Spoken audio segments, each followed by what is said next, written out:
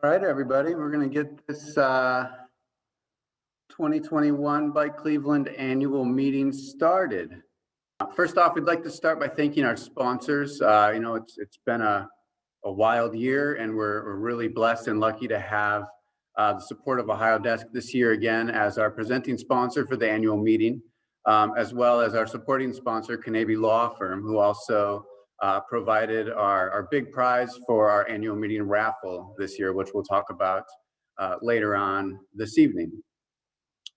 So to start the annual meeting, we just want to give you all an opportunity. We really do value our members, especially in weird years like this. We wanted to kind of provide a little voice for some of our members. So we're going to start off with a little bit of video. So enjoy.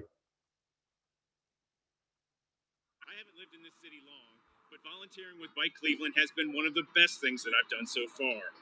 I participated in the Random Acts of Brightness event late last year, riding all over the city, handing out taillights and headlights to people who were riding around in the dark without them. The look on those faces when I attached that light to their bike was just awesome. They were so grateful. It feels good to do good. And I look forward to helping Bike Cleveland continue to do great things in our city, promoting bike safety, as well as providing educational and outreach events that will allow everyone to get out on the road. The reason why I am a member of Bike Cleveland is because I believe in their vision, their mission, and their goal. As a member of Bike Cleveland, I love the fact that we can offer education to communities, connecting communities, holding the discussion of infrastructure, and trying to make changes to our roadways where it can be sustainable for everybody. I've been a member of Bike Cleveland since its inception 10 years ago. For 15 years, my medical destination on warm weekends was Lutheran Hospital in Ohio City, a 12-mile ride each way from my home in Shaker Heights. My route to Ohio City included crossing the busy Detroit Superior Bridge. I used to wonder if I was suicidal crossing that bridge with all the heavy traffic. Although it took several years for the situation on the bridge to improve, I am grateful for the current improvements, and I believe Bike Cleveland played a major role in helping to develop those improvements. Bike Cleveland is not a thing. It is you, and it is me. Thank you, fellow cyclists, for your previous support for Bike Cleveland, and we hope that support will only continue to grow. The reason why I think Bike Cleveland's work is so important is because while we're down here helping people use their bikes, Bike Cleveland is helping people use their bikes safely on the streets. And with so much mode shift happening year after year, their work is more important than ever. So thanks, Bike Cleveland. Keep up the good work. I love Bike Cleveland for the bike advocacy that has brought us all kinds of great bike trails and bike lanes, like this one, that has made my daily bike commute a lot safer and a lot easier. And I also love the bike community that has sprung up around Bike Cleveland. I am so grateful I was there in 2011 for your origin story and for all the hard work you've done over the past 10 years. The advocacy, the projects, the programming, improving my ride and the ride for Clevelanders. I'm looking forward to the next 10 because cycling is my happy place. I love Bike Cleveland because they are putting Cleveland on the map with safe and equitable cycling for all. We are Bike Cleveland. I'm fortunate to live within walking and biking distance of the Cleveland Lakefront Bikeway. These types of assets should be accessible to every single citizen in Cleveland and Northeast Ohio. And Bike Cleveland is well on our way to being able to make this happen. I'm proud of the work that we're doing because we are Bike Cleveland.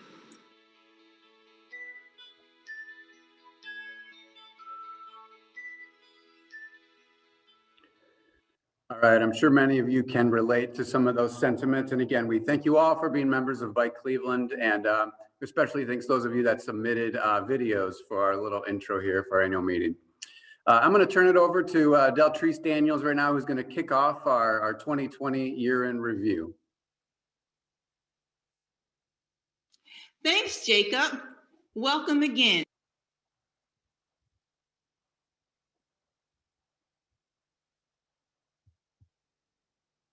To Bike Cleveland annual meeting and social. 2020 was the year of the mask, and I can safely remove my mask because we are now virtually at this moment. Hi, my name is Deltrice Daniels, and I am the Membership and Outreach Manager here at Bike Cleveland. And I want to share with you a little bit of the things we did accomplish in 2020. First and foremost, I want to thank and appreciate everyone who is a member. That is all of you, everyone that is watching this. You are all members here at Bike Cleveland. And since 2012, when Bike Cleveland was founded, membership has been growing steadily over the years. Every year, we have had an increase of new members. Yay to you. Also, we have had an increase of donors and donations in 2020, especially in this climate. We all know what happened in 2020, but we thank you for being a part of this mission and helping to see safe streets here in Cleveland.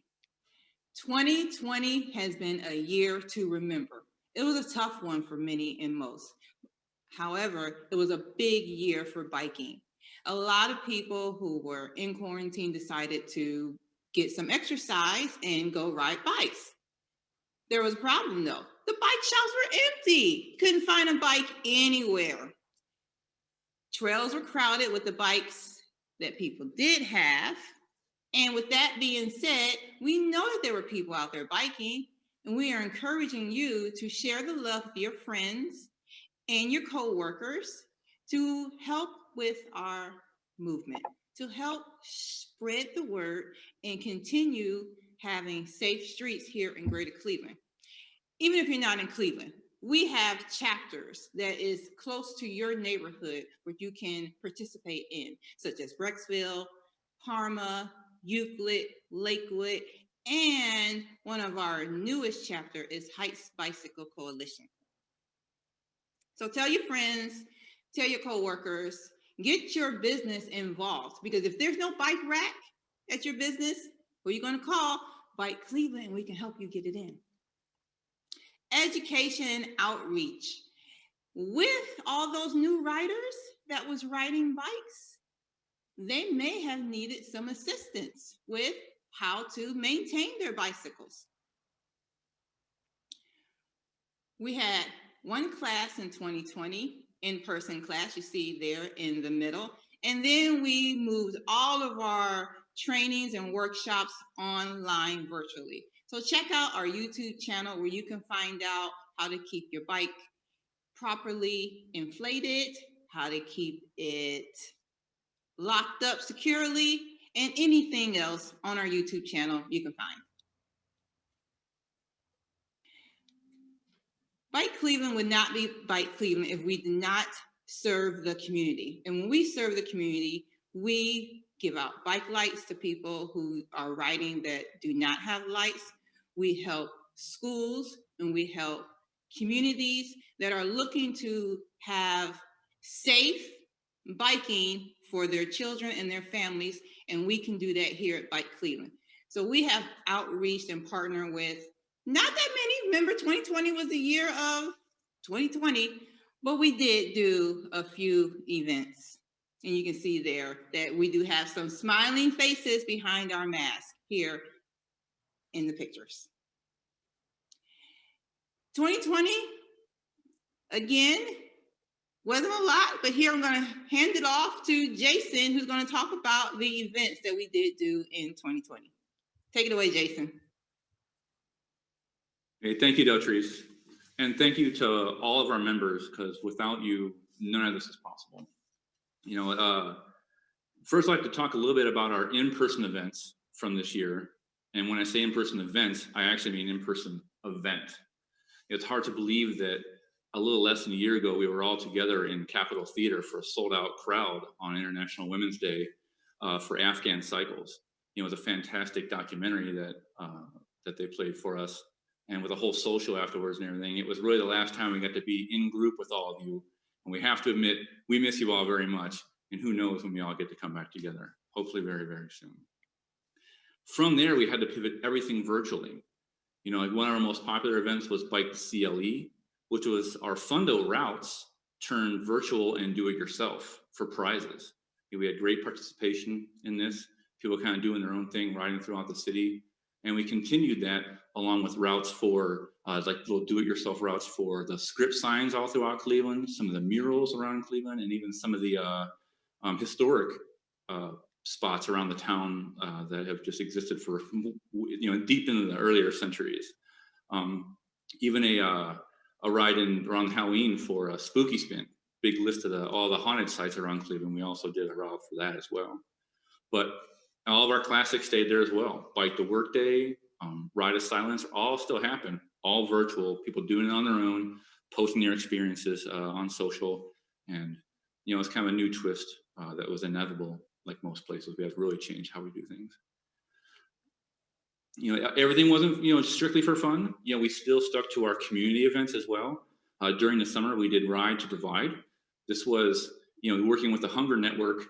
Throughout the pandemic, the need became apparent for a lot of common and daily items for people. So we encourage people to use their bikes, to shop locally, pick up items, transport and buy bike to local Hunger Network centers.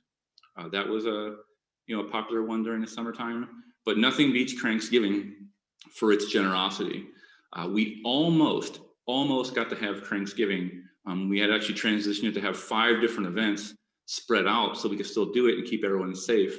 But a few days before it was bound to happen, there was a stricter set of lockdown rules that came about. So we had to move it all virtual. But thanks to you and thanks to all of your generosity, we still raised enough money to provide almost 7,000 meals to local Cleveland families. And for that, we are so proud, and those families are so grateful for the work that you were able to do on their behalf. It's a tough year all around, but I'm still very pleased we got to add about 75 new bike parking spaces throughout the city and 2 more public repair stands. These went in Hingetown, Shaker Square, some in the metro parks, Athlon downtown in some areas. So, with all the shipping restrictions and all the material shortages and stuff, I'm extremely happy that this was still able to happen and still kind of keep these projects moving forward. Bicycle friendly business, again, another tough thing to try to pull off in a pandemic when everyone's working from home. But starting earlier in the year, we were actually able to see Third Federal become the area's newest bicycle friendly business. The Athlon downtown not only did some cool custom racks out on Euclid Avenue, but they actually have first floor secure bicycle parking for their residents on downtown Euclid. And Medical Mutual, actually, they have a whole new renovated facility in Brooklyn. They did full outdoor covered bike parking for their staff. And this is where having an advocate matters, because this covered parking was going to go way out in the middle of the parking lot somewhere. But working together with them, kind of like leading them towards the light of having that parking being right near the entrance and right where it's safe and convenient for cyclists to really want to use it and make that statement that biking to work is normalized and it's something that everyone should be taking a crack at and giving it a go. In communications, everyone peeled into their homes and onto their computers. So it really made a change in how we had to do nearly everything. If you think back early in the pandemic, no one quite knew what was going to happen. We didn't know what businesses were going to close and what were going to stay open. So we reached out to our bike shop partners and created a series of videos so you could get your bike ready on your own, checking your quick releases and getting your chain lubed and airing your tires and all those basics you might take to your bike to a bike shop for in the spring. We made a do-it-yourself versions so that if you didn't feel comfortable going to a bike shop or if the bike shops were closed, you would still be ready and be able to ride safely throughout the year. And even thinking back to when the metro parks closed their parkways, there was a lot of concern about people riding too close or maybe not distancing properly. So we did a separate video for that as well, trying to encourage people to stay apart and to stay safe so that the parks would stay open and those parkways would stay closed for cyclists. And again, we also had a full Connecting Communities initiative that we wanted to work on, where we focused on all the broken network connections within Cleveland and all those dreaded bike lane end signs, and trying to get community feedback and input for where our work should go, not only in 2021 and beyond, but to really kind of get a broad base of support for this problem of the bike lanes just constantly ending around town. So we did like a little video series on that. And our #1 viewed video for the entire year was the one on about the new bike boxes in Lakewood.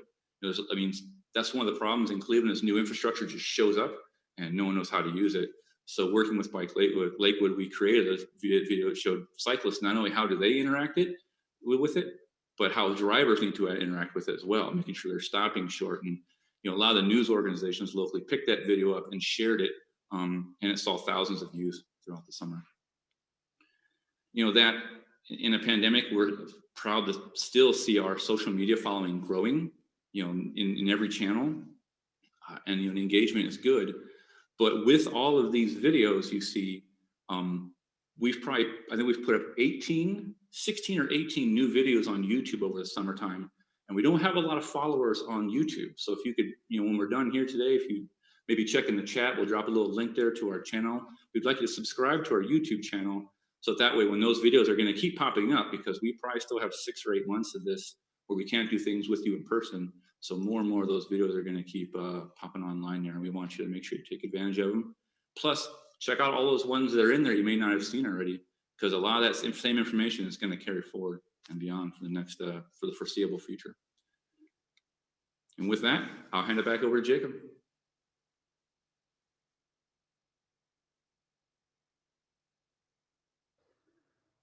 All right, thanks, Jason and Eltrice. And I just want to give those two a shout out. It was, man, it was an interesting year. Starting in March, we started working virtually from home, and they really took the reins and came up with ideas on ways we can still, engage our membership, engage the community, continue to do our education. And given the circumstances, I feel like we did a wonderful job. So when it comes to advocacy, we continue to see our bike facility mileage grow. This year, we saw about 12 new miles of bike facilities installed. And since Bike Cleveland started in earnest in 2012, we've seen about a 356 growth in the mileage of bike facilities, which is tremendous. We still have a long way to go, but we're proud of where we're headed. We also started this year on our website a new advocacy center, which brings all of our advocacy campaigns and our action alerts kind of under one page.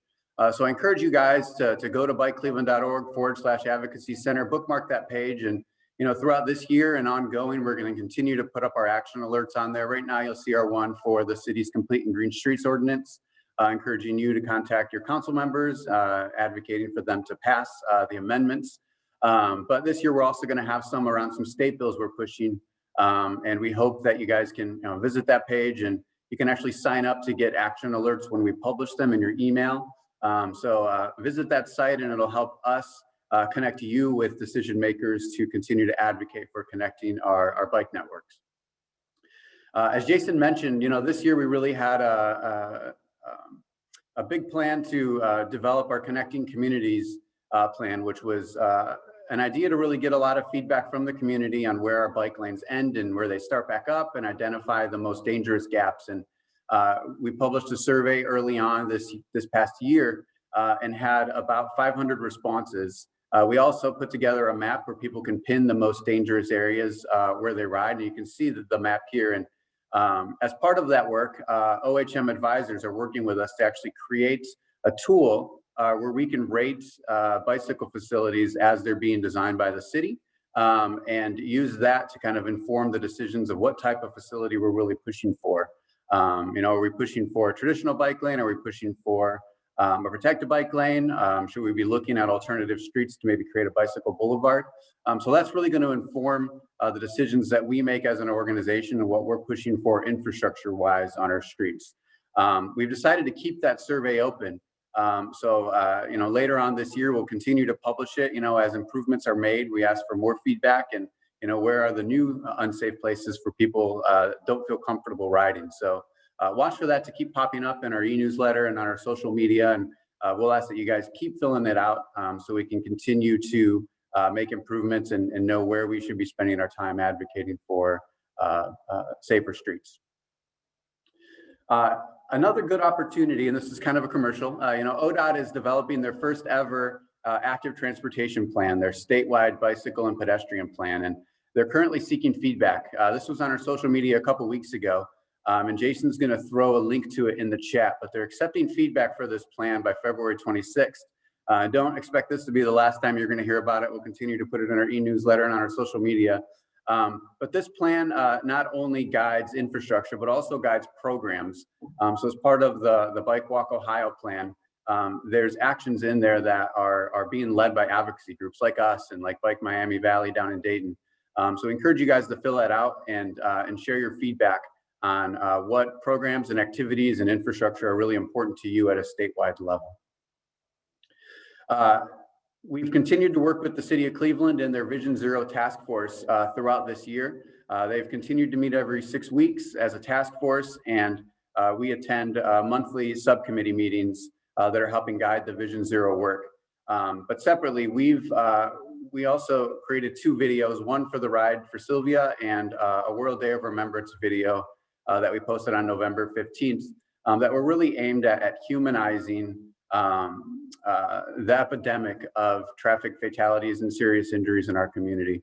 I encourage you guys to go to our YouTube channel and watch those. They're really powerful. As part of the Vision Zero work though, this year, the city has been working with ODOT to invest $1.5 million in pedestrian improvements that will start in April and take about 6 months to complete. And those improvements include, mid-block crossings, enhanced crosswalks, pedestrian countdown signals, pedestrian refuge islands. And those improvements are being informed by the work we're doing in Vision Zero and the data of our high injury network that we've developed. So watch for those improvements over the next coming months. In addition, the city is launching a pilot for side guards on some of the city trucks. For those of you that don't remember, Sylvia Bingham, who was killed by a truck in 2009, was actually killed by a truck who ran her over, and she ran underneath the truck. And really what the side guard program will do is prevent those types of truck underride crashes. And that work was really led by a Bike Cleveland member, Andy Young, who's a truck attorney. And we thank him for that work, and we look forward to that pilot starting and hope to see it expanded out to other city trucks as well. And then I'm going to share a little bit more about the work we're going to be doing Vision Zero this year later on in the presentation. But really, in the end, our work is around advocacy and our communication and our education is really about supporting those in the cycling community when they need it most. This picture here is of Patty Nylands, whose husband was killed on Lake Road back in 2019. She participated in our World Day of Remembrance video and brought a picture of Randy for it. A side note, we're actually working with the city of Avon Lake to improve Lake Road as a result of Randy Nyland's crash and of Patty Banks' crash in that same year, working with them to narrow the roadway, enhance the bike lanes, and we're hoping to see some of that work happen this year. We really hope to kind of use that support to really push action, to encourage you guys to fill public meetings, to fill out surveys and questionnaires about projects that are happening, so that our decision makers hear that we really want safe streets and we want safe places to bike and we want safe places to walk. So when we're putting out those action alerts, I hope you guys take them to heart and you guys continue to fill them out and contact our elected officials to make change. With that, we want to hand the reins over to Leah Shahum from the Vision Zero Network, who's going to give us a little bit of a keynote about how to take Vision Zero from vision to action. So Leah, I'm going to give a little introduction to you from my memory. Leah is she's the founder and executive director of the Vision Zero Network. She's the former executive director of the San Francisco Bicycle Coalition, one of the largest bicycle advocacy organizations in the country, one that I turn to a lot for professional and skill building still to this day. And Leah had the opportunity to actually come to Cleveland a couple years ago and work with our city and advocates on framing out and really helping define what Vision Zero means and framing out an upcoming action plan that's going to be kicking off this year. So we invited Leah to come to talk with us a little bit about Vision Zero across the country and share some insights to us and hopefully motivate us to get involved with advancing Vision Zero over the next year in Cleveland. So thanks, Leah, for being here. Thank you, Jacob. Absolutely. Great. Let me just do a little screen sharing here. Great. Okay. Do you see my screen okay? Or my slides okay? We sure do. Great. Thanks, everybody. And huge thanks, Jacob, Deltrice, and Jason. I just watched that, well, gosh, your videos, the updates, and I'm having such, I'm having like huge advocacy pride right now. So yeah, I'll talk a little bit more about that, but just feeling so proud of amazing bike and city and livability advocates in seeing what you're doing. And gosh, these are not easy times to be doing it. So first of all, kudos. And I'm really, really glad to be here. Yeah, let me just a little bit about what I'm going to share today. Hopefully folks have heard of the concept of Vision Zero. I know it's getting a lot of attention around the country, definitely getting attention in Cleveland. Thanks to great advocacy from Bike Cleveland, thanks to great folks like former Councilman Matt Zone, who I've had the chance to work with. I know he'll be on later, so he was amazing. And then so many city champions. You guys have a lot of great folks working in the city on this. So I just want to say thank you. It was really fun to visit about 1.5 years ago, and I learned a lot about what's going on there. But what I really want to focus on today is how you all as advocates, I hope, really embrace this opportunity. I want to showcase kind of what Vision Zero is and a little bit of what it isn't. You know, it's not just a bike thing. It's not just a pedestrian thing. It's an everyone thing. And what it is, I think, is a real chance to make transformative change, to really shift the paradigm in the work you do. So that's what I'm really going to focus on. And then I think we're going to open it up and have some discussion and questions. So I really encourage you either type them in the chat box or however is best. All right. So yeah, as Jacob said, I want to brag a little bit to this group of my bike routes. This is my awesome orange bike. Those are my great tulips in there. Yes, I do have some wine in the back there too. This is why I bicycle, right? You can go get your groceries, be out in the fresh air. Yeah, I was really proud and honored to run the San Francisco Bicycle Coalition for a long, long time, and really loved the work. And gosh, I remember when Bike Cleveland was starting. And again, I'm so impressed with the work you guys are doing. I know how critical it is. So this is really where I got my start in advocacy, and kind of jumping ahead to about 5 or 6 years ago, or back to 5 or 6 years ago. Be honest, I was really frustrated with the pace of progress. Yes, we were definitely adding tons more bike lanes. By the way, those numbers were amazing of your growth in bike facilities. That's so impressive. So we were definitely seeing that in San Francisco, but it was not happening at the pace we wanted. You know, it was still so slow. It felt very piecemeal. And I think maybe more troubling to me was that we weren't really seeing the big shift. It was like a whack-a-mole, right? Like, oh, here's a problem, and here's a problem, and here's a problem. And, you know, we'd all kind of jump up and have the city chase after that and hopefully fix the problems. But it didn't feel like the whole system was changing for the better. So I'm going to talk a little bit about why I got into Vision Zero and what I really see as the difference there. But yeah, maybe just to say again, advocacy really does matter. The work that y'all are doing in Cleveland and that communities are doing across the country, that local advocacy matters hugely. I know you know that because I'm watching all the cheers in the chat box, but really thinking about things don't get done, you know, that are new or that are hard or that are different without people pushing. So yes, you need the Bike Cleveland staff, but they really need you, right? They need your voices, your letters, your emails, you're showing up at hearings, you're banging on the door when you need to, or complimenting when you need to. So yeah, hopefully you'll just keep sticking in there because it really does matter. And I want to just showcase something I'm working on literally this week. It's brand new. Check this out. You can go at zerotrafficdeaths.org online. This is a new national campaign we're part of, calling on the new president and his team to set the national goal of zero traffic deaths. And I realized, let me pause. I just assumed everyone knew, but let me say Vision Zero is the goal of zero traffic deaths or severe injuries. It's not just about fatalities. It's deaths or severe injuries, and it's all road users. Like I said, not just people walking or biking, also people driving, people scooters, on transit. So it's everybody. It's really a big tent. Obviously, we put a lot of energy towards people walking and biking because unfortunately, we are so overrepresented in the problems there. So we know we're under attended to when it comes to safety and facilities. But I want to just highlight this because it's so new. And I hope you guys, I know Bike Cleveland's already signed on, thank you. But this is a sign-on letter. You can go and click on it. We want individuals, we want businesses, we want groups, everybody. The more the merrier, the bigger the better. But the ask is just like you all in Cleveland are setting a goal of Vision Zero, the goal is zero traffic deaths, we want there to be the national goal. And then we want the planning and the policy making and the funding and the work to follow that goal for safety to be the top priority. Of course, safer streets and a safer transportation system will also benefit the environment. I don't have to tell you all that. Will also benefit local economies. We all know we spend a lot when we're out there walking and biking, well, normally when things are open. And it does benefit racial and economic justice as well, which I'll hit on, but wanted to share that.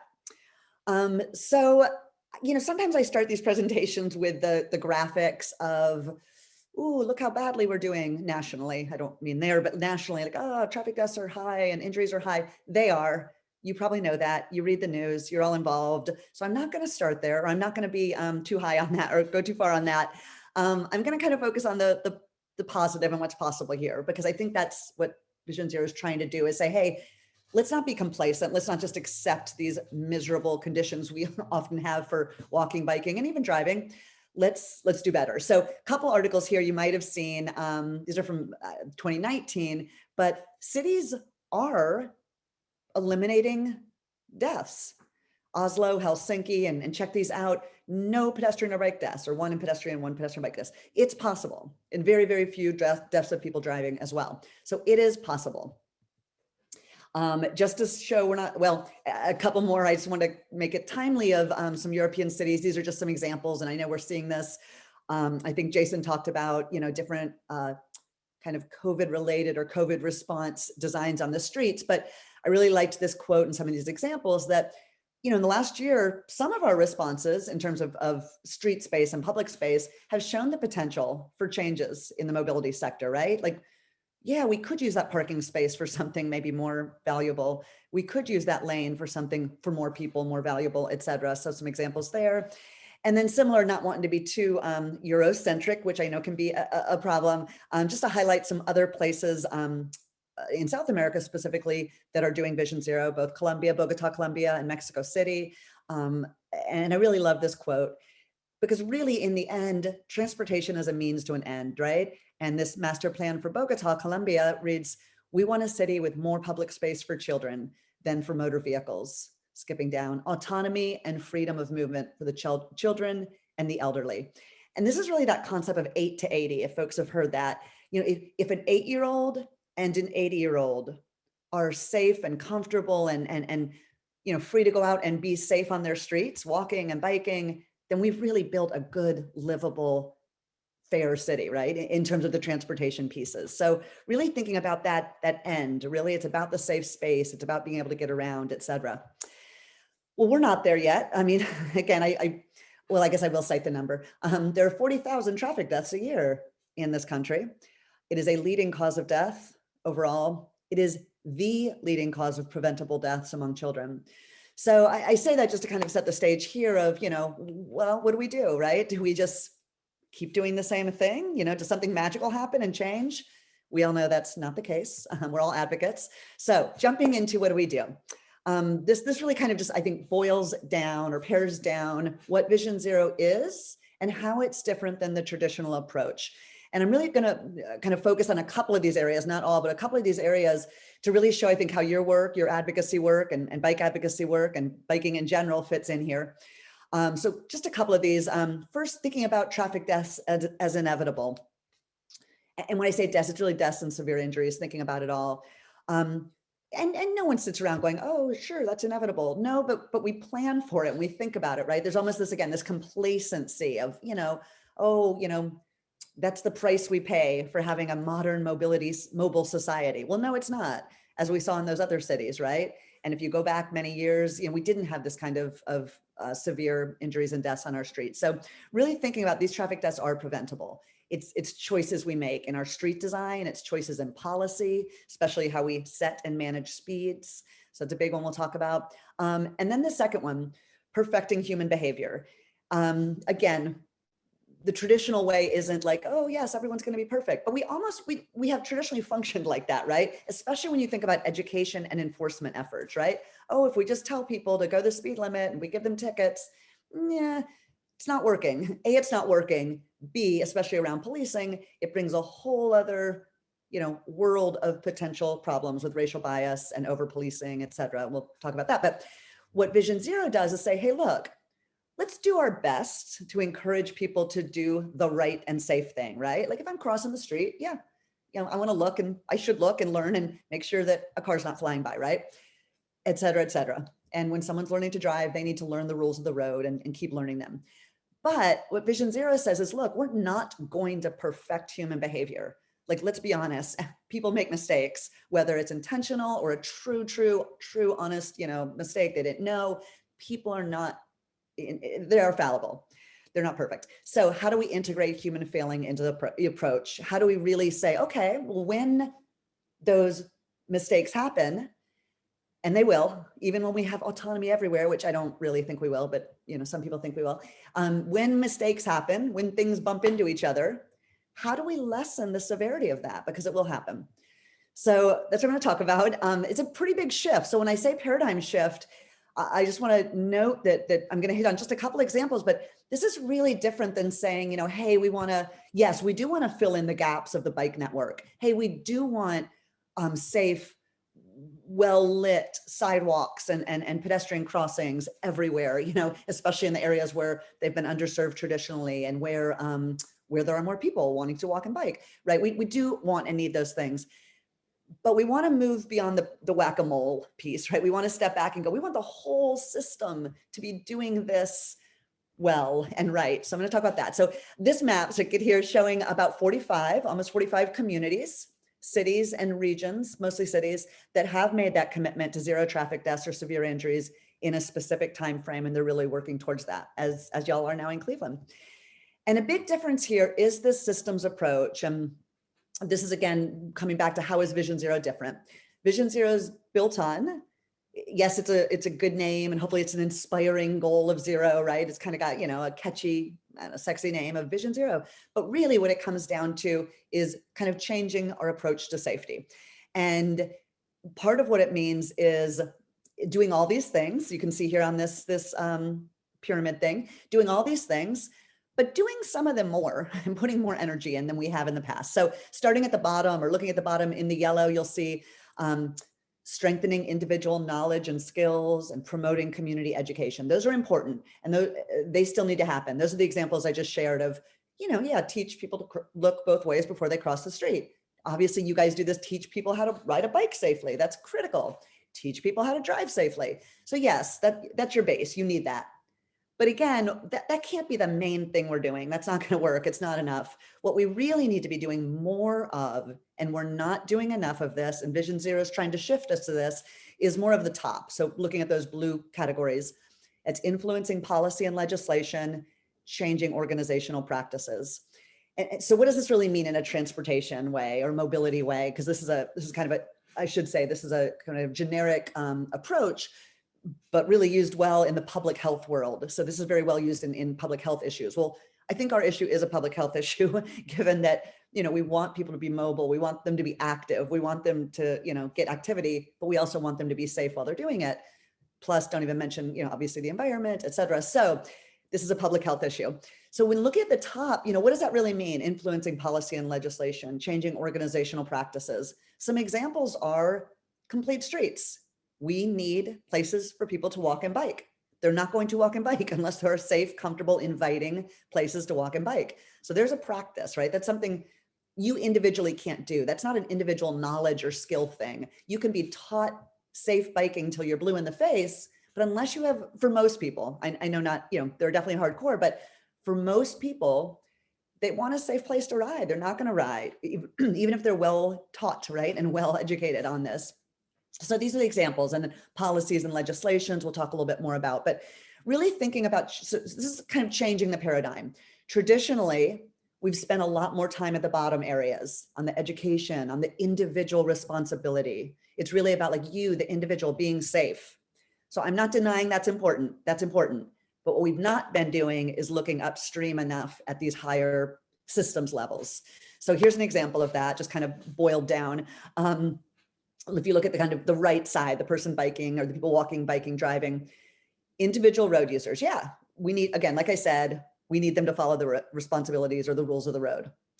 And then if you go to the left, if road users make mistakes, and they will, not everyone. I mean, I think people are generally good, but sometimes they make mistakes, bad choices. They do something stupid or even bad, but the bad choices and mistakes are made. So then what? That's where it goes up to the top. And we really say, okay, the responsibility is not on that individual road user to be safe all the time, right? I don't think I need to wear a neon vest every time I walk outside of my house because I want people to see me, while they're driving. Yeah, I need to be safe, but that's not my responsibility all the time. The system needs to be safe. So back to that top or up to the top level, it really comes back to our system planners, our policymakers. That's your city council members, your mayor, your planners and engineers, your advocates, your community and business leaders who are demanding it.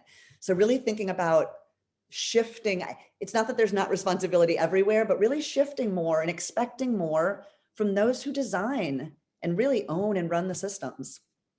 And you guys, obviously you get this for safety, you get this for mobility, you get it for, hey, people are going to bike if and when more people are going to bike if and when they feel safe. But this is also coming down to life and death, and coming down to a real issue of equity and justice. So these are national numbers. Granted, they're pretty old. They're from 2014. I don't think that this has gotten any better, unfortunately, based on what we're seeing. But this is showing that nationally, low-income people are twice as likely to be killed while walking, and that African-American and Latino people are twice as likely to be killed while walking. Is that some inherent thing about these people? No, it's not. It's because of the conditions on the road, right? And that's what's shown on the bottom. We see overwhelmingly that high-income communities are more likely to have sidewalks and are more likely to build bikeways. They're in the policy to have bike lanes and such. So this is very much, it's a systemic problem. We could go all day on that issue, but it is a systemic problem, and we need systemic solutions. We need answers or responsibility at the top. And thank you. You guys shared this data with me. I hope I got this right, and someone correct me if wrong, but map showing of unfortunately traffic fatalities between 2014 and 2018 in Cleveland. And as I understand it, there's a disproportionate, unfortunately, impact on African-Americans in Cleveland. So while African-Americans make up 49% of the population, they make up 66% of traffic deaths. And that's not okay, right? This is an equity issue. It's a racial equity and justice issue.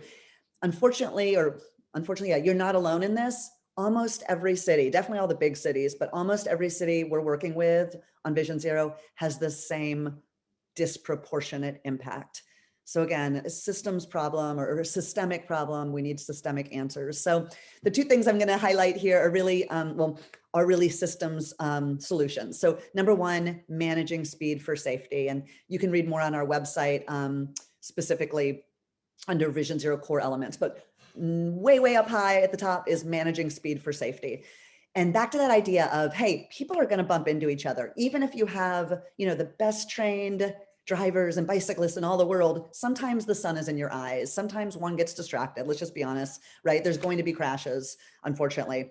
Now, how do we make them survivable? How do we make them either a fender bender or, a broken ankle? That's unfortunate, but it's not obviously the most severe thing. So 3 big ways to do that: redesign the streets so that they encourage slower, safer behavior. Lower your speed limits. Cities across the country are doing this. Minneapolis and St. Paul most recently, check them out, going from 25 and 30 citywide to 20 and 25 in various places citywide. DC has done this, New York City, Seattle, Portland, so many places. This is a huge, huge opportunity because when people are driving at a lower speed, when they crash, it is not so severe. And cameras, I know that's, as I understand, not allowed in Ohio. It's not allowed in my state in California either, but we're all working on that. We think it is a very effective tool and can be more equitable than a police presence on the ground.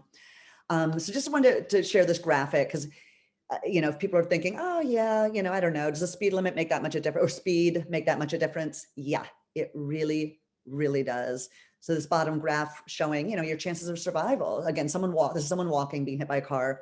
The average person, kind of the average build or body, their chances are dramatically different at 20 miles per hour, 40 miles per hour. So, if your speeds are 30 versus 20 in a place where a lot of people are walking and biking, where there are schools, where there's a lot of transit and kids and parks, that's a big difference. We know unfortunately what can happen there. So we control that. Back to that systems piece, right? This is not about individuals doing the right thing or the safe thing. They don't control the speed limits. They don't control the design of the road. So how are we really looking and frankly holding our leaders responsible for doing that right thing?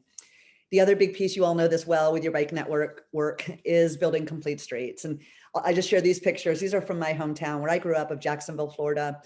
And these were painfully easy to find examples, but they were everywhere. You know, the kids at the top, this is my neighborhood or my family's neighborhood, kids walking to school, great. Kids walking to school, isn't that wonderful? They're getting a little exercise. The school's about 3 blocks away. They don't have a sidewalk on either side. It's hard to see, but they don't have a sidewalk.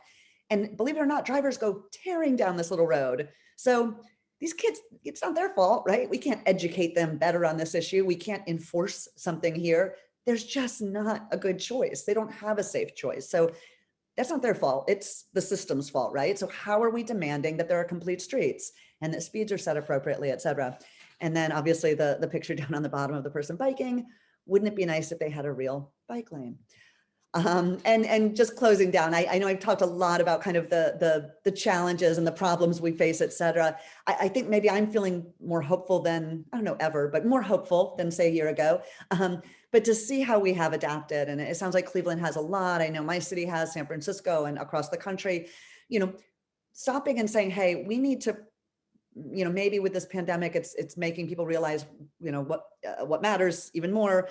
But think about like, how are we prioritizing public space? And sure, there are a lot of hard things to think about through that. But in the end, you know, what we set out, what we build, what we put out to people is going to encourage how they use it. And I just love this picture of like, hey, would we feel comfortable having these kids? Would you feel comfortable having your kids just like out on a regular street, you know, with regular traffic? Probably not, you know, probably a lot of ifs there. But here we go. This is a shared street. They're calling it slow streets in San Francisco. And hey, these kids are out riding and it's going great. You know, so this is a choice that we make as a community, as a society. So really getting back to the idea of, you know, what does Vision Zero mean? It really means setting that goal of zero. Yes, that is the kind of well-known part, but it's really about shifting the system so that, you know, as we're thinking about how do we make decisions, planning decisions, policy decisions, funding decisions, it really is putting people first, safety first. It's thinking about that 8 to 80 concept and saying, hey, no, it's not just here or here or here. It needs to be system wide. We need the whole, and we won't do it overnight. You know, I want to be realistic. It's going to take time, but hopefully I'll say in your Vision Zero action plan or in the plan that the city is creating, you know, what I think you all can do is be involved, make sure that it doesn't come down to just being an exercise with dots on a map. Yes, you do need the dots on a map to figure out where the most important issues are, but really think big. You know, is the speed limit set appropriately? Should we have these giant 6-lane streets running, you know, with 40-mile-per-hour speeds running through neighborhoods? No, can we traffic calm them? You know, it's all possible. We can do it all. But I think really, again, stepping back and helping people and really your electeds and your decision makers think big and think about a paradigm shift of safety first. And I will stop there and hand it back to or welcome Jacob back. And yeah, looking forward to questions. I have not been following the chat, I'll be honest, but I would love to hear more of people's thoughts in the chat. Excellent. Thanks, Leah. Yeah. There are a few questions in the chat, 6 to be exact. I will read them off and you can answer them. Does that sound like a plan? Sounds like a plan. Or you can answer them. You might have better answers than me. I may. So one is more of a comment, but maybe you can provide an additional comment. So London is implementing a rating system for trucks on their visibility and will restrict vehicles that don't meet standards from being able to drive in the central business district to improve bike ped safety by 2025, they believe. Can you comment on that approach? That is awesome. I didn't know that specific date or goal and date, but I will say, yes, London is a leader in this. And I'm multitasking and looking at my calendar because I want to let y'all know we're actually doing a webinar coming up featuring London and New York City around fleet safety, because I would say London is, at least the ones I've heard, the sterling example of fleet safety, but also large vehicle safety and how they're doing that. So let me tell you real quick.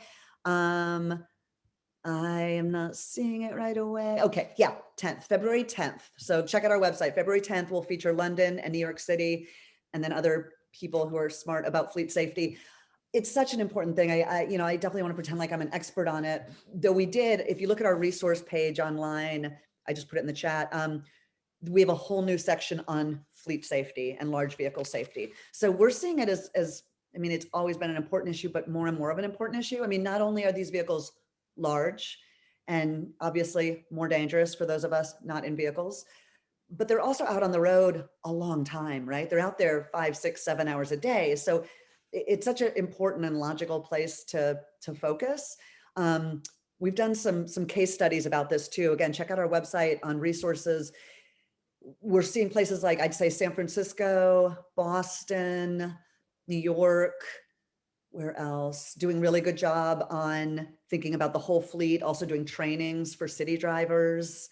So yeah, I think it's something, honestly, we're way behind in the US. I am hopeful also, this is kind of going higher level, but I think we need much stronger regulations at the federal level around a lot of this. So we hope the new administration will be kind of hearing that. So it's a great question. Yeah. Second question, I'm going to summarize. So impressions of observations that newer users of alternative mobility devices are a bigger problem when it comes to kind of safely following the rules of the road. What are your thoughts on this, and what have you seen done kind of at a national level? I don't know if this is referring to maybe scooters or not. Yeah, and sorry, how did they say the wording again? Just say the micromobility, or how did they word it? Alternative mobility devices. Yeah, I'm guessing that might mean scooters and such. Clarify if not, but it's interesting. I feel like there's a ton of attention to this issue, and I don't think that's wrong. I feel like it's getting a little bit, in my personal opinion, like more outsized attention than needed. To me, it's like, okay, it's another version of a bike. I mean, in some ways, it's it's another kind of first mile, last mile solution, like biking. Yes, there are differences. Like people are, given that they're new, there are questions like, should they be on the sidewalk or not? No, that's where people are walking. What are the rules of the road for them? So I guess I do get that piece because it's so new, but to me, I think the hubbub is going to settle sooner than later, and it's, we're just going to be kind of seeing them as another option. I don't think the numbers are definitive. I think some people, every now and then you'll see a study, or not even a study, but, media or an article be like, oh, some terrible thing happened. These things are so dangerous. When you look at it, and you look at the number of serious crashes happening based on motor vehicles, no, these things are not a major problem. So I don't know. I think we kind of just got to shake it out and let us all figure out how to use them well, personally. Yeah, and I think locally for Ohio too, the governor did just sign a bill around electric scooters, kind of defining them. So now they're defined in the Ohio Revised Code, so they're a little bit easier to kind of regulate and enforce. And I'm going to talk about this later in the presentation, but we are working with the city and the county to help kind of better organize those types of devices as well. I don't know if you'll know the answer to this question. I know a little bit, but the likelihood of big dollars coming from the feds under Transportation Director Buttigieg for complete streets and protected bikeways, and what advice would you have for pressuring local governments for pursuing such funds if announced? And I think you can tie this too also to some of the work you're doing around a national Vision Zero strategy. And I know there's been some Vision Zero bills. So cities that have Vision Zero plans could potentially, in the future have access to funding to implement as well. Totally. It's a great question. I'll say I'm feeling encouraged. I mean, I don't know Mayor Pete or Secretary Pete, hopefully soon. By the way, we're hearing that the confirmation's expected Tuesday. So it's really soon. And we're gearing up that push for zero traffic deaths at the national level, really for a big push on Tuesday. So please be watching for that and join in. I'm encouraged that he comes from the local level, right? I mean, his experience in the South Bend, he's done this, like he knows most transportation is local. I mean, yes, there's highway stuff, of course, but like most of these issues, ends up being your city council and mayor and such that are dealing with both the good and the bad. Yet the feds, the federal agencies really, really tie our hands in so many ways. And just going back for a second to that example of speed safety cameras or automated speed enforcement. I know that's something I think you guys have struggled with over time. I know we have here in California. They're not universally loved, obviously, right? But they're shown to be really effective and more equitable than police-led enforcement. Yet, this is just one example. Federal money cannot be used for camera programs for some reason. It's just this like historical thing. It's archaic. Another issue is the way we set speed limits. And I won't get into this too much, but it basically is this thing called the 85th percentile. It basically means the traditional like engineering way to set speed limits in most of America is measure how fast the fastest person is going and go down and make it 85% of that. It's crazy. It's like, who's the meanest kid in a kindergarten class? And then we all tailor our activity or, behavior towards them, like, or modeled on them. It's crazy. Those are weird examples or maybe very specific examples, but yeah, I'm really hopeful, not just with Pete Buttigieg being nominated, but the people he's appointing, we're seeing a lot of good folks, the former Minneapolis DOT transportation director, the former New York City transportation director, a really amazing advocate from Transportation Alternatives, Danny Simons, who's going to be like their head of like public outreach or whatever. Like really, really good people who get walking and biking and safety are going to be in really high level positions. So I'm feeling encouraged. Yeah. Absolutely. And I think this is my clean French, but I think the 85th percentile rule is bull crap. And I think, our hope with our Vision Zero action plan, we're doing a policy review, is that hopefully we can find a way within our state legislature around that to have a little bit more local control of speed on local streets. That answers another question somebody asked earlier as well. How do we encourage the city to design streets for lower speeds, narrow right-of-ways, neck downs, etc., and speed limit on their street is 25, but people still go 50. So maybe what are some strategies you've seen in other cities that are working on Vision Zero to address speed around the engineering realm? Yeah, and I want to say, I don't want to sound like a Pollyanna, just, lower the speed limits and everyone goes that speed. I know it's not that simple. We wish it were that clear.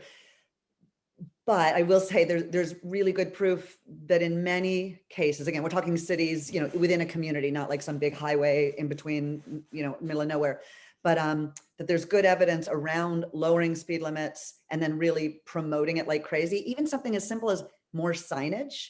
People don't know what the speed limit is in a lot of cases, like more signage saying speed limit is 25, where people thought it was 30. So lowering speed limits and signing about it is a piece that's important, but it's not enough. Obviously, the biggest thing, the most important thing is redesigning the streets. So I think what we're seeing is, and let me just say, this is harder to do in more suburban and sprawly areas. And I think we need to figure that out.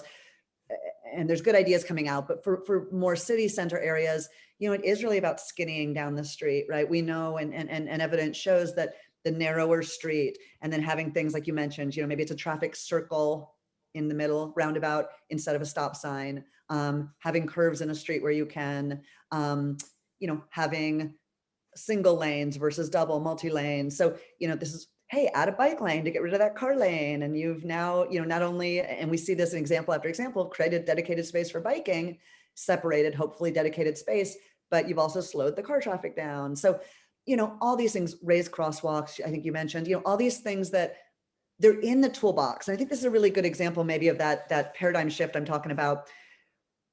We, or people smarter than me, people know the answers to these. It's a lot. The toolbox is pretty robust. It could always get better, but this toolbox is very robust. They're doing it in other countries. We're not putting the political will, or I would say the public urgency towards using all the tools in the toolbox, like lowering speed limits, like I would say automated speed enforcement, like traffic calming galore. Is it going to take time and money? Yeah, but it's way smarter and going to be way less expensive and less painful in the long run than the alternative of where we're heading. Yeah. And I think tying that back to, the impending city's Vision Zero action plan, I think our hope at Bike Cleveland is that, including those types of things in the plan will help kind of force the city's hands to do more things like raised crosswalks or snack downs or, things like that we know in other cities, not even outside of the United States, have done to really make the streets safer. So this is a question. What would you say is the most surprising physical infrastructure or public policy improvement that makes streets safer? What a great question. Oh my gosh, I'm a little taken aback. Policy or design? Maybe it's not surprising, like it's so weird, but maybe surprising to me that it works as well as it does. I will mention that I just said one thing, the increase of speed limit signs. That sounds so basic, but Seattle did this recently. They like doubled the frequency of the signage, but didn't change the speed limit, and people started going closer to the speed limit. And they did some testing. People didn't know what the speed limit was. Anyways, that was like a really simple thing. I'm like, okay, that's just signage, right? That's just some cost there. It's not politically difficult. So that's a basic one. I think things like where we have like shared spaces for people biking and walking. It doesn't happen a ton, but maybe like in a certain area where, okay, there's not enough space that we can have dedicated bike path and pedestrian space and it's kind of a shared space. Like, oh, well, how's this going to work? I'm always getting nervous. Like, oh, is this going to be a problem? And then it's going to be, oh, those dang bicyclists, they're so terrible, etc. But I feel like designers have gotten so good at that. Like there's, again, especially in cities where things are like a little slower and calmer, but I feel like there's so many good examples now of shared space, particularly around people biking and walking. I mean, that yes, where we can have separation, let's do it. I mean, that's better, definitely better. But, sometimes they say things like, oh, we can't mix people walking and biking. Like, no, I think you can. Where you need to and you have good design, I think you can. So those are not that exciting, but yeah. Yeah, cool. Last question. With the rise of delivery and Uber Eats, especially during this kind of pandemic time where people are getting food delivered or groceries, there's a lot of vehicles parked in the road that poses risk to other drivers, cyclists, or pedestrians. Do we need to be thinking about curb management as part of Vision Zero? It's a really great point. Yes. Great question. Yeah. And I think bring that into your planning sessions. I know about that over here, but I'll be honest, I'm guilty of not bringing it into the conversation more, and it should be, right? This is precious public space. It's all public space, right? How we use it matters a lot. And we're making a really big choice when we're just giving it over to like idling and parking. So how do we think about safety, but also just best use of space? So I think there's some really good examples. And if you're familiar, NACTO, the group NACTO, it's called the National Association of City Transportation Officials. They're doing some really good work, both I would say in fleet safety, we talked about, definitely street design, but also in this area of curb management, like much more detailed work in that area, which I think is great. But also that gives me maybe a good segue to say, back to kind of what's coming up for y'all with the Vision Zero plan. Like I said, I think, you want to go in there and talk about, where their problem areas and what are ideal solutions. But, I really like this idea of think big, is it, how are we using our street space? Pushing them through this Vision Zero plan to say, hey, we don't want to give over that much to parking or to idling cars because it's unsafe and it's not the highest best use of public space, right? Can we widen sidewalks? Can we have more park space? Can we have, much wider dedicated bikeways, et cetera? But I think however much you can really have them in this plan, think big. And then, even if they can't do it, let's say it's a 5-year plan. I'm going to make that up, or a 10-year. Let's say it's a 10-year plan. And, are they really putting everything in there for 10 years? Yeah, hopefully, or, best ideas for 10 years. But make them think big of like, what's the vision? What's the ideal look like? And even if it's step by step to get there, right? To say like, okay, we have car-free streets on X% of our streets, or on all our streets with schools, or our I'm making this up, but what's something to be working for? Yeah, it's probably not politically possible tomorrow, but it's where we should be going. Is it 20 miles per hour citywide? Literally every place in the city. Is that going to happen overnight? No, but that's something to be, putting in there as part of the vision, and then really saying, okay, now how do we work there over the years? And yeah, just thinking like really, really aspirational. And I think really tying this in with, this isn't just about transportation. It's about the community, the safety, right? So bringing it back to health, environment, economic viability and access, and definitely racial justice and equity, and make sure that, you know, we're all lining those issues up because they're so related. Yeah, yeah. I'll actually ask one more question, and then I have a question for me that I'll answer.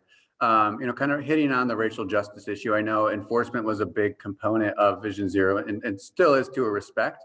But how, given, you know, this year's kind of social unrest, how is that being addressed in cities that have existing Vision Zero action plans, or how should we be thinking about it moving forward? I'm really glad you brought it up, Jacob, and I should have more explicitly in talking about the equity piece. Yeah, I say this, if people are familiar, there's this world, and it's been there for like decades and decades, of the E's. There's these traditional E's, and, you know, you probably guess it's engineering, education, encouragement, evaluation. We try and encourage equity and engagement. And I'm not saying any of the E's are like completely off the table, but we've been really pushing, let's evolve. There's another E, but evolve past the E's, right? This E's framework is pretty limiting. It's pretty siloed. And I say this because it's very much in many engineers and planners' heads. I'm just being honest. That's not a criticism. It's just kind of the way, you know, they've been taught and the way I was taught and all this and stuff. But we really do need to think beyond that. Again, they're so siloed, but also it gives the impression that all those E's are the same or equal, right? And I think we have been functioning. We've been depending, you know, again, for a long time, too much on enforcement and education. And to the point of enforcement, you know, we see there's just practical things like, A, can you really have cops out at every intersection where there's a problem? Nope, never going to happen, like on a practical level. But then B, I think to your point, more, you know, awareness now, do we want cops everywhere? No, we don't. Even if we had the resources, right? You don't want them everywhere for so many reasons of concerns of you know, obviously real evidence of racial bias, of over policing in brown and black neighborhoods and low income neighborhoods. So, you know, what I'll be honest, we're not saying drop that E completely, but what we're working on is, how do you think upstream? If our, again, that the systems approach, we should be like working our way out of needing enforcement because the streets are designed safely, right? And I would say cameras. So cameras still enforcement, but it's not police enforcement. So can we de-police or reduce or lessen police within enforcement, and also lessen enforcement because we're building self-enforcing roads. We're building roads where physically, you know, you're kind of forced to drive 25 miles per hour, and you're forced to see that bicyclist because they have this great big wonderful bike lane next to them, versus counting on some police officer to come and tell you when you're doing it wrong. So it really is a shift to say, hey, we want to build out safe systems and really, really, really de-emphasize enforcement. Where there is enforcement, let's make that not police-led enforcement because of all the problems we know. Yeah, great. And then the last question is for me. Has Bike Cleveland interacted with our transit system? Bus drivers often seem to ignore or purposely get too close to cyclists as if we have no right to be on the road.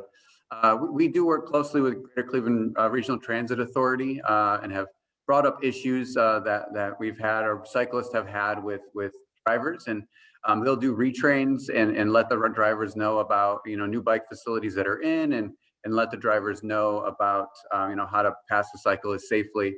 We also work closely, are starting to work more closely with Clevelanders for public transit as well around kind of transit issues and kind of the intersectionality between biking and transit and how they can coexist safely. So, cool. Well, thank you, Leah, so much. I really appreciate your knowledge both today and both in the past and hopefully in the future as we continue to advance Vision Zero in Cleveland. And good luck with all of the national stuff. You can always count on Bike Cleveland and hopefully all the people on this call to sign on to the letter and supporting advancing Vision Zero nationally as well. Thank you so much, Jacob. And thank you, Jason and Deltrice. And thank you, Bike Cleveland. You guys seriously rock. I honestly, I mention y'all a lot as like awesome advocates and point people to your website and all the great work you do. So thank you. Great. Thanks, Leah. Bye.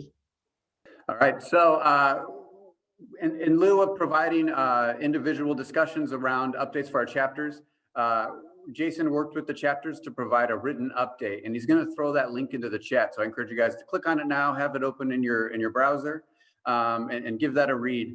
You know, our chapters are all volunteer-driven folks. So if you live in any of these communities, I encourage you guys to get plugged in and involved with your local chapter and help them plan events, help them do education programs, help them push their elected officials to make the streets safer in each one of these communities. Now I'm going to talk a little bit about looking forward into 2021. I know I'm probably not the only one that wants to put 2020 behind us, even though 2021 is starting off a little bit of the same, but our hope is, as we get through the year, we can start to see each other more often and get together and ride bikes. So some upcoming projects, and 3 of these projects, Union Avenue, Lake Avenue, and West 65th, we issued action alerts this past year to hopefully improve the designs on them. So, these projects will start this year, as well as Opportunity Corridor going from East 55th out to East 105th Street. The cycle track on that road will be complete. Bike lanes on Miles Avenue from Broadway out to the city border. And the towpath phase 4 will also be complete. And then in addition, the Cleveland Metro Parks have been working throughout this past year to complete their Tiger Trail projects, which you can see here highlighted in red. And we're going to show a little video of some of the progress, but all these projects are set to open in spring of 2021, which is really exciting.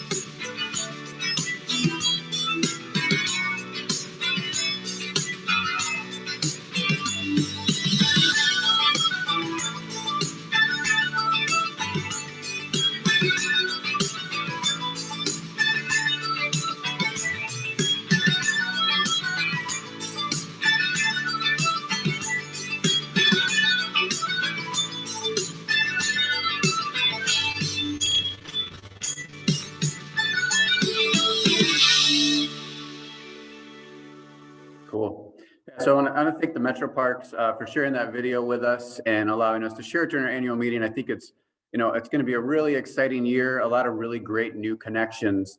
But in addition, we continue to push for, building connections within those connections to get people in and out of downtown. And projects we're going to continue to push this year include the Midway pilot segment from Public Square out to East 55th Street.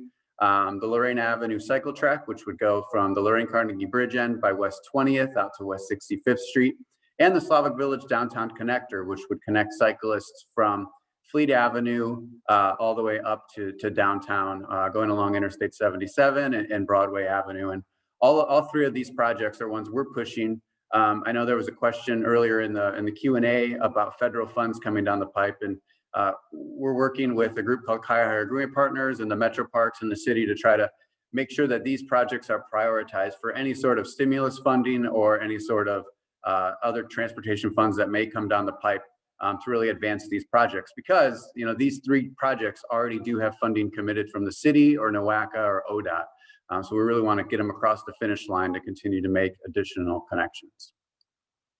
As we've been hitting on through this whole presentation, this year the city of Cleveland is going to be undertaking a pretty big planning process to create a Vision Zero action plan.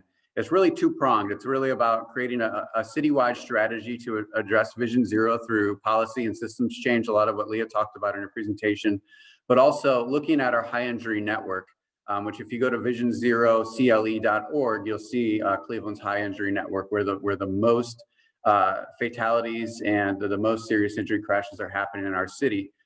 So a consultant's going to be developing strategies for those specific corridors that can also be replicated along corridors as we continue to refine that high injury network, and as we address some and others become unsafe, to be able to address them as well. So I encourage you all. What I'm hearing is, this plan's probably going to kick off sometime in February or March. We'll be sure to push out any public meetings, any engagement opportunities around this Vision Zero action plan, and I encourage you guys to all be engaged and participate, so we can ensure that this plan is really high thinking, really focuses on a culture shift both within our city departments, but also within the public on how our streets should function.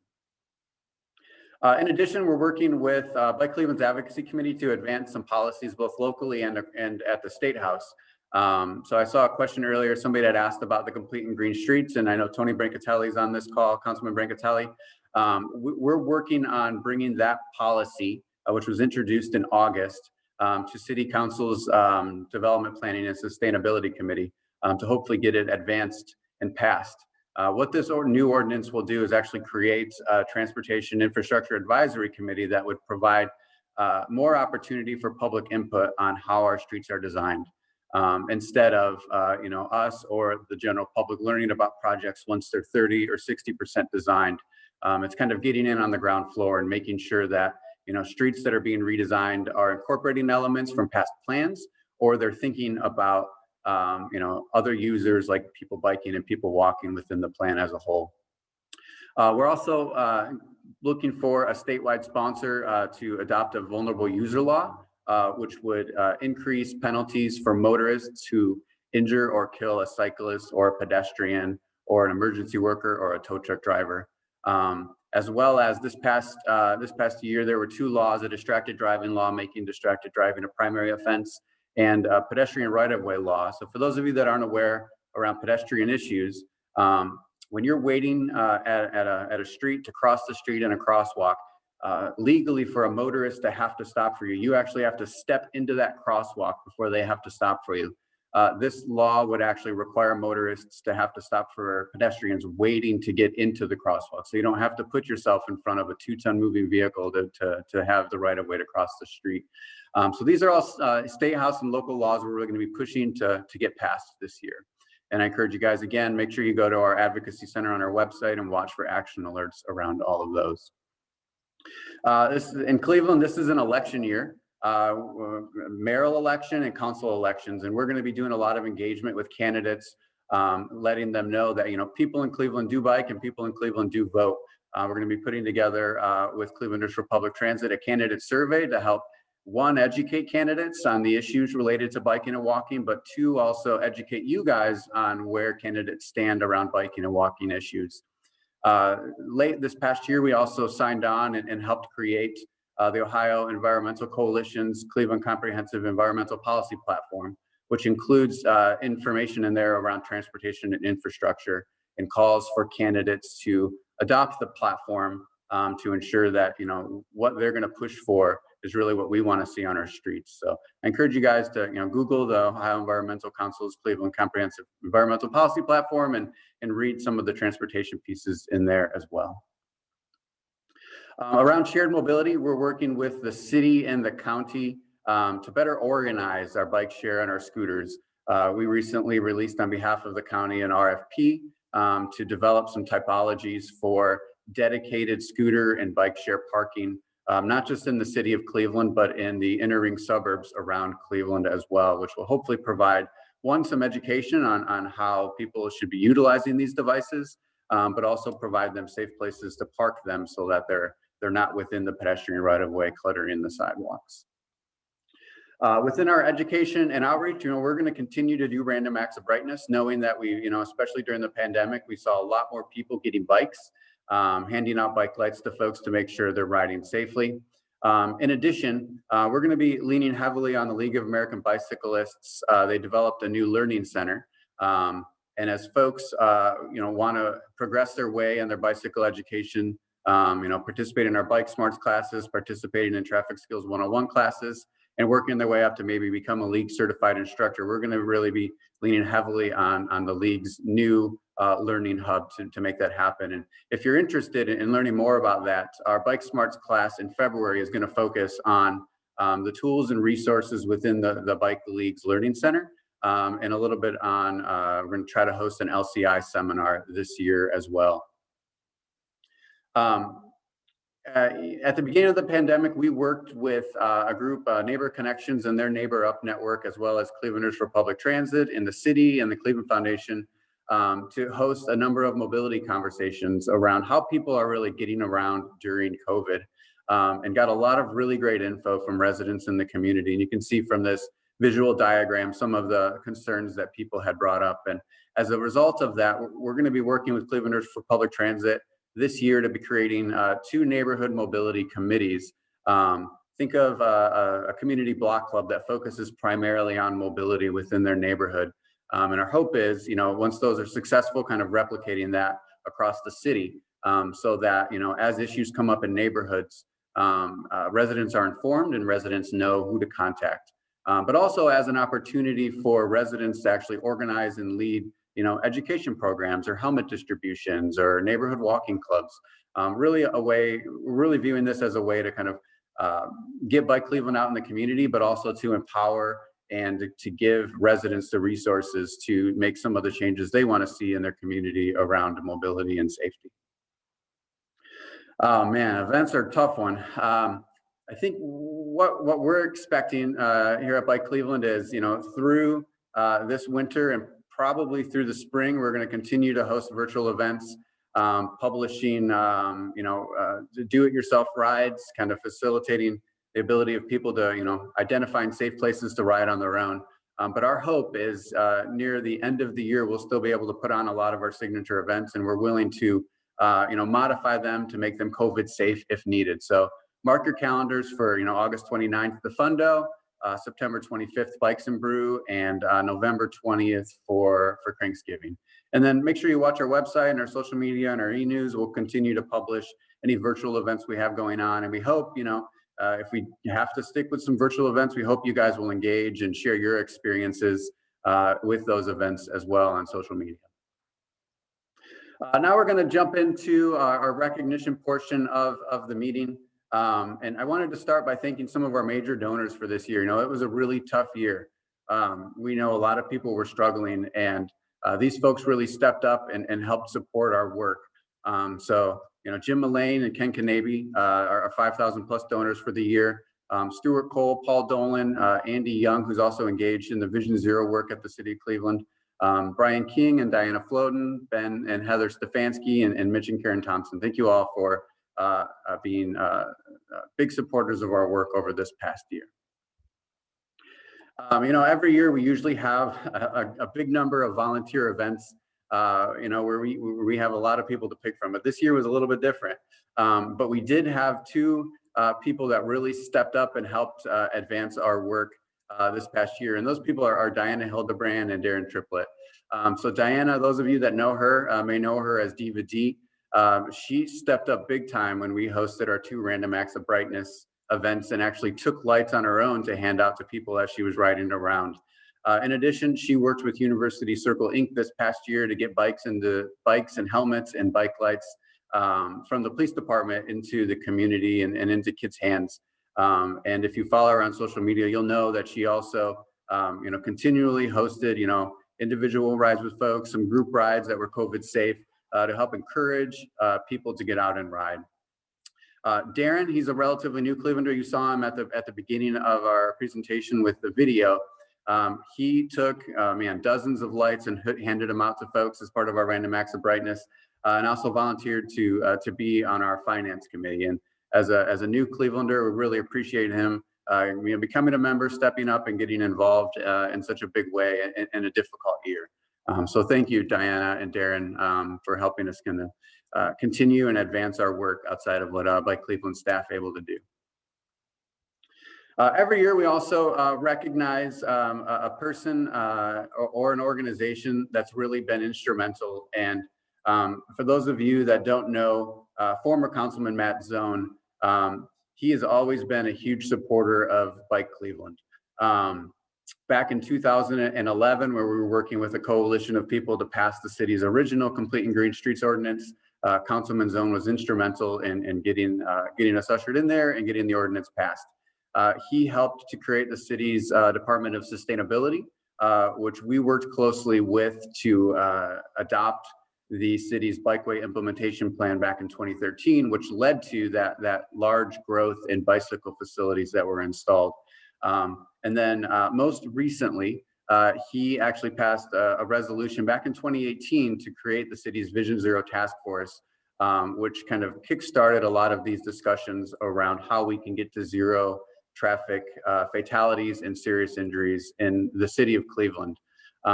So for this year, we really wanted to recognize Matt as he was stepping down from council for all of the great work that he's done. And a little bit of a side note, anytime I would email Matt Zone about an issue in his ward related to biking or walking, he was always ready to respond. He would hop on a bike with us to look at issues on the Lakefront Bikeway. He was one of our first council members to ride with us for our council rides.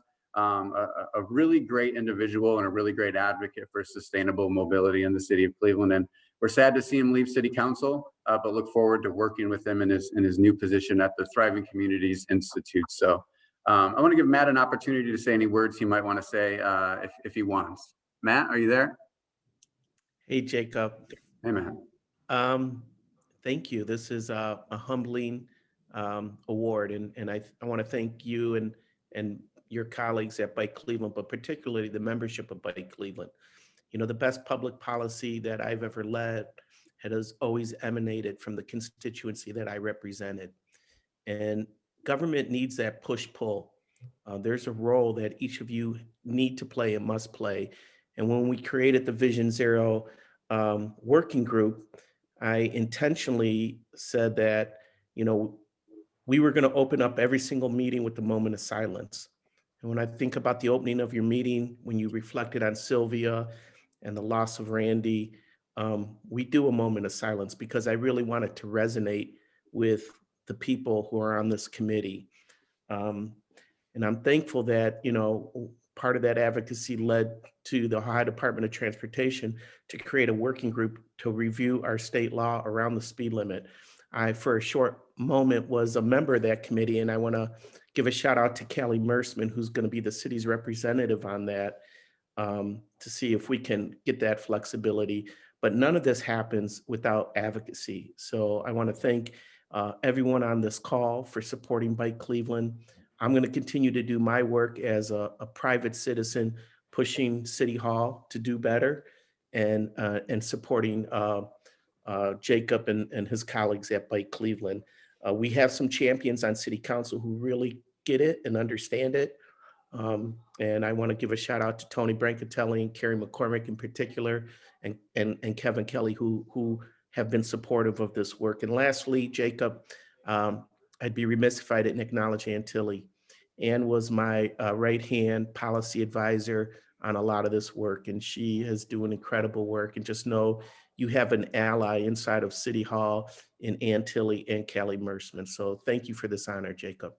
Yeah, thanks, Matt. I echo that. Ann is wonderful and always responsive. So for Darren, Diana, and Matt, you'll either be receiving this in the mail or we'll drop a box off at your house. We're not sure how much this costs to mail, so we might just end up dropping them off, but just kind of a token of our appreciation, locally made by Rust Belt Welding Award that we usually give out at our annual meeting. So thank you, Matt. Thank you.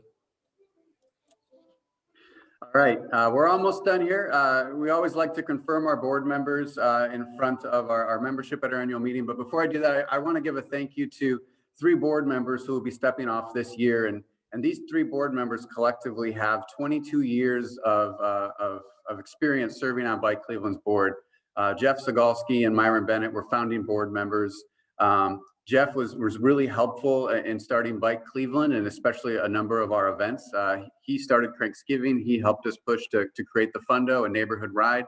and we really value his time that he served on the board. Myron has been our governance co-chair or chair of our governance committee since the beginning, really helping guide the organization, helping get us off to a strong start, both amongst our, make sure we're following our bylaws and recruiting good board members and evaluating our staff and evaluating our board.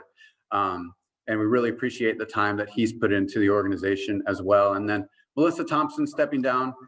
Melissa first got engaged with Bike Cleveland when we were developing the Midway plan way back in, man, I don't even remember what year it was, and I'm not even going to try to guess.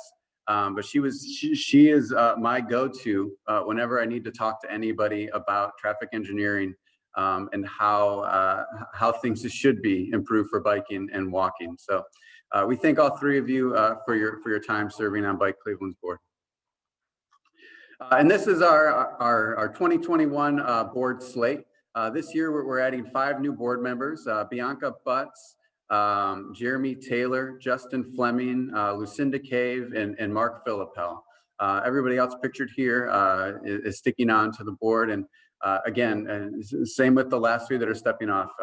These folks are really the ones providing our strategic direction and helping guide our work as we navigate making our streets safe. So thank you all. And then these are going to be our board officers in 2021. Annalisa Coleman serving as board president, Mo Farunia as vice president, Mitch Thompson sticking on as our second vice president, Chrissy Wells sticking on as our secretary, and John Seidlitz as our treasurer. 2 more things to cover really quick, and then we'll head into the social.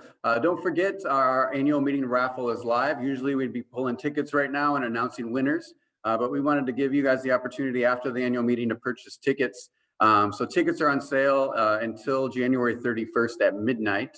And our number 1 prize donated by Ken Kanabe is a Fairdale Neck Face bike, a limited edition bike, only 200 made. So make sure you hop on there before January 31st and get your raffle tickets. Jason is going to throw the link into the chat, so you can click on that and have it open in your web browser for after the meeting.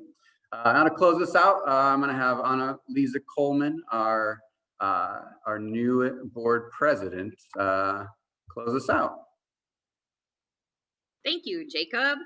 Hi, I'm Annalisa Coleman, your new Bike Cleveland board president. First, I would like to thank our generous presenting sponsor, Ohio Desk, and our supporting sponsor, Kanabe Law Firm. I would also like to thank Leah Shahum from the Vision Zero Network for being our keynote speaker. Furthermore, I would like to thank all of you for your generous support of Bike Cleveland. We would not be where we are today without your ever-present dedication and love.